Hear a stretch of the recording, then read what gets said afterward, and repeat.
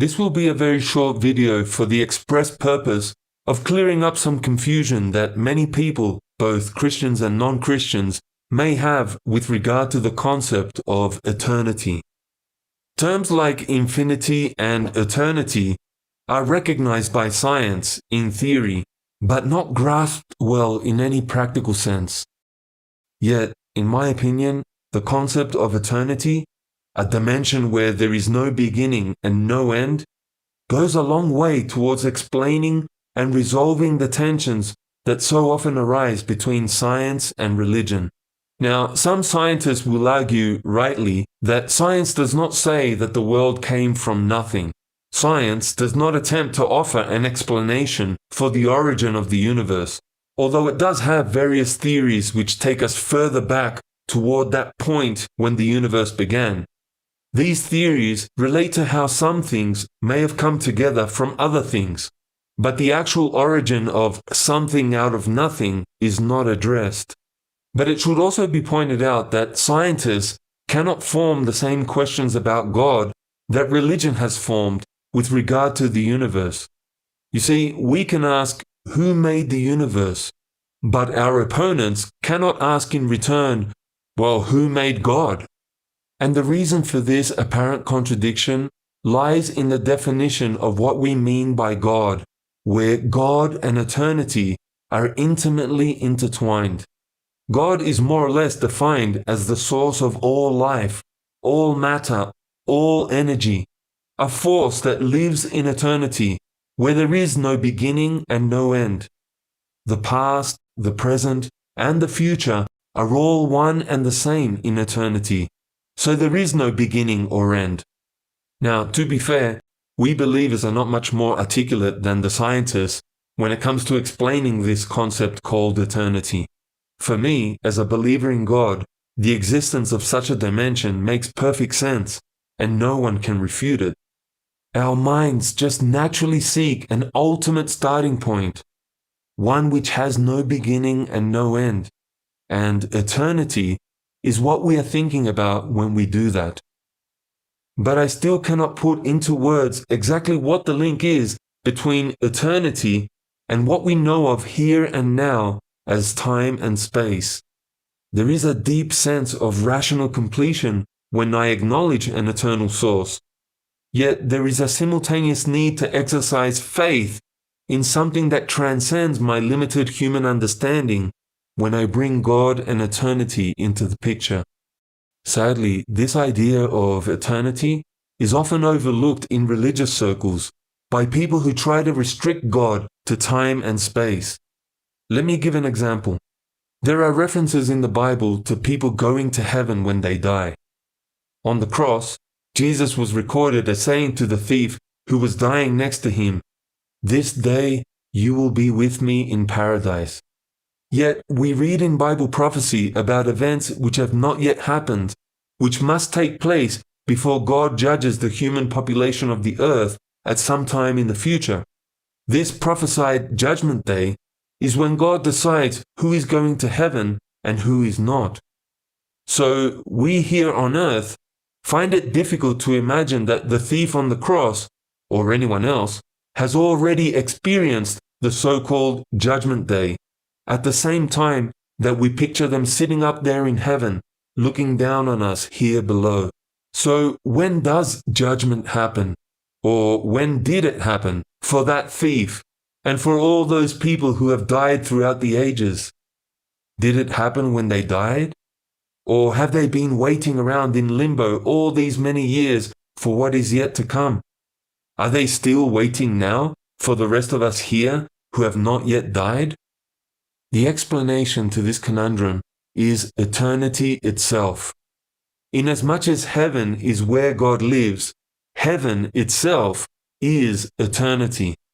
When someone dies, they enter that eternal dimension where time ceases to exist. I would expect that, apart from some near-death experiences, where the focus is on the person returning to time and space, if those same people were to proceed just a bit further in their escape from the restrictions of the universe as we know it, they would not only enter eternity, but they would discover that all the loved ones whom they have just left behind were there as well. They would not need to hang around waiting for years for us to arrive.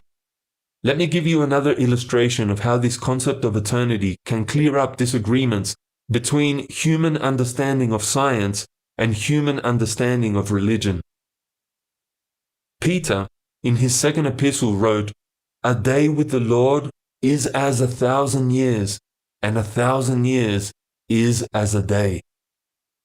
He was not prescribing some kind of mathematical formula, as some have erroneously done with this passage, but he was saying that time is not an issue with God. 1 minute or 1,000 years is all the same in eternity.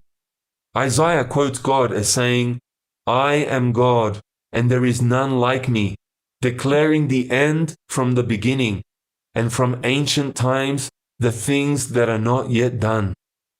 God, through Isaiah, refers here to eternity, where all of our concepts about time become pointless. In eternity, Isaiah says, one knows the end from the beginning. Things which have not yet been done are declared, as he put it, centuries before they happen.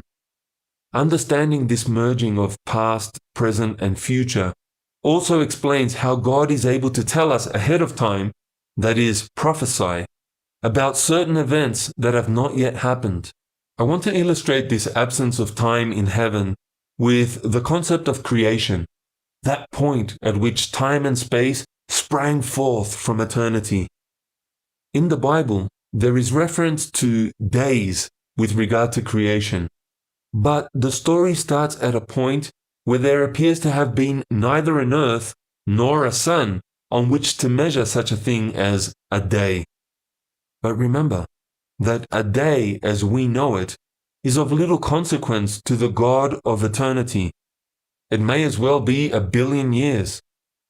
The universe and all human existence came out of this infinite dimension, and yet people on both sides, science and religion, get caught up in an argument over whether it all took 6 days or whether it can be explained with an ever-expanding estimate of millions and even billions of years. Both sides can be quite determined about something which is really quite unfathomable at both extremes. But think about it. What difference does it really make if it was 1 million years ago or 1 billion years? And for that matter, what difference does it make whether it was 6 days or 6 minutes? We came from eternity, and one day we will return there. 1 billion years or a day makes no difference. In the meantime, what are we doing to prepare for that day when we leave this fleeting experience we call life? That is what truly matters, and it is what so easily gets overlooked in all of our debates. There is so much more that could be said on this topic, but I will leave it there for you to think and pray about. I pray that we may be able to use this concept of eternity to gain greater confidence and tolerance in relation to each of the 3 issues that I have mentioned in this video. 1. The fact that God alone has and needs no moment of origin. 2. The fact that eternity starts at the point of death for each of us, and yet that moment is simultaneous for each of us, even when it appears many years apart. And 3. The fact that creation itself needs no restrictions in terms of how long it took because it came out of eternity in the first place. I hope that some of you found this video helpful. Please subscribe to this channel if you haven't done so already, and please click on the bell icon so that you'll be notified as new videos become available. And whether you subscribe or not, feel free to share your thoughts about this video in the comment section below. We look forward to hearing from you. God bless you, and thank you for listening.